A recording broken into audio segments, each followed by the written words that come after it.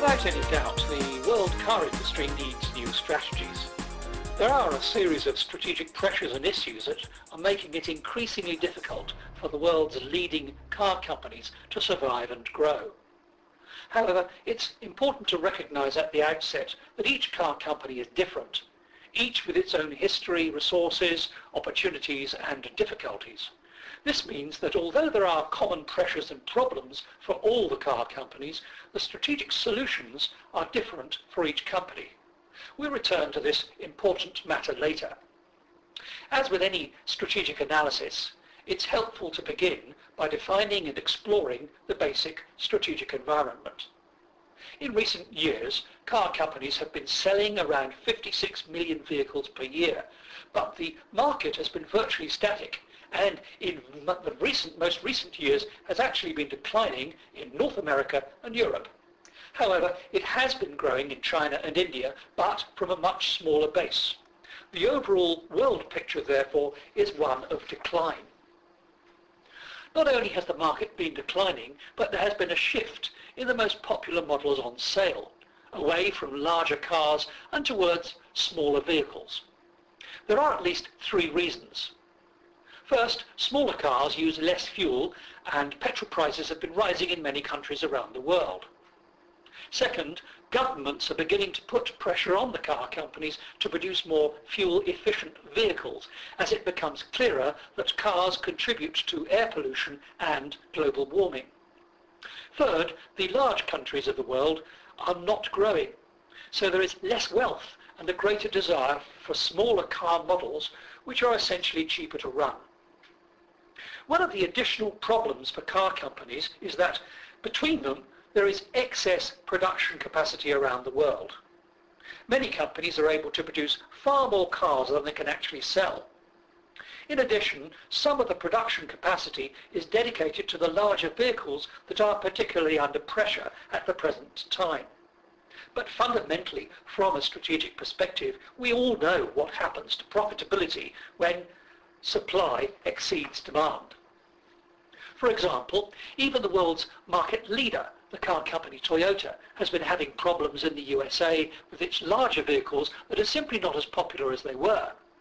And the three other major US car companies, General Motors, Ford and Chrysler, are in even more difficulties with model ranges, factory costs and legacy issues that have pushed these companies from profit into loss in recent years. You can read more about all these issues in the written case material. Essentially, these have given a real competitive advantage to the Japanese car companies over their North American rivals. In the same way, the major European car companies such as Volkswagen and Renault have also been struggling to deliver decent levels of profitability. However, the good news is that the Italian company Fiat, once the strategic disaster case of Europe, has managed to turn the corner and is profitable again. Equally, the German company Daimler, which has an ambitious but wholly flawed global car strategy, has now retrenched away from this. This is also described in the book in case 16.3. Daimler sold its US subsidiary Chrysler to an American consortium and focused back on its highly profitable upmarket range in order to move out of being a global strategist. Perhaps there are important strategic lessons here for all car companies. But what strategies are now needed in the world car market? How do companies increase their profitability in the current economic climate? Perhaps there's no such thing as a world car market. Perhaps there are regional markets like North America or Europe or India or Africa that all need different strategies. Perhaps the companies need to focus on more fuel-efficient cars that have lower levels of pollution.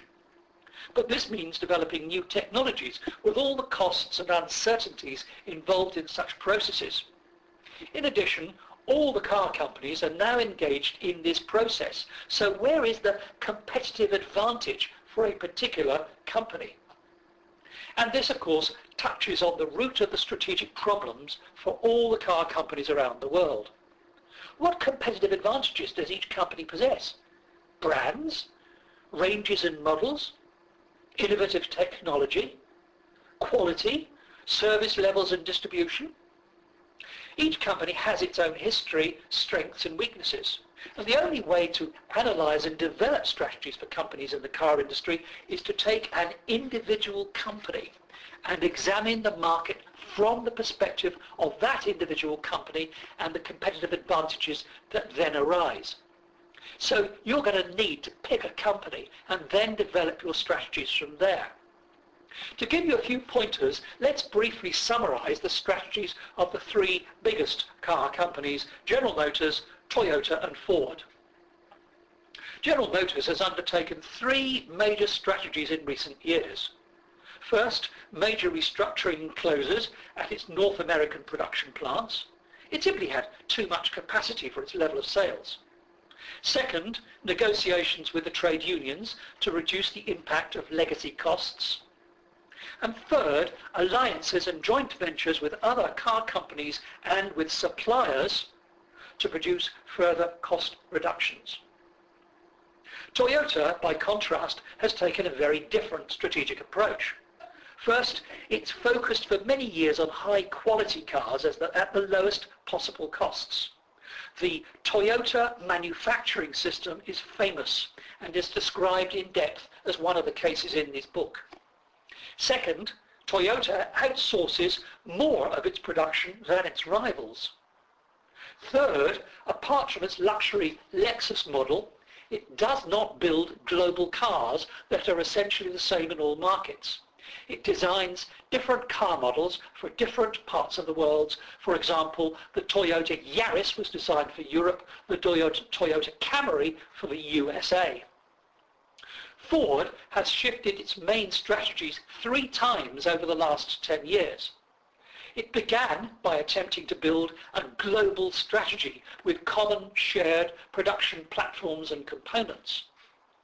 It then shifted to acquisitions, buying Land Rover, Jaguar and Volvo in order to move upmarket into higher profit margin cars. More recently, it has adopted a back-to-basics strategy similar to General Motors, cutting production capacity, particularly in North America, and negotiating with trade unions over legacy costs.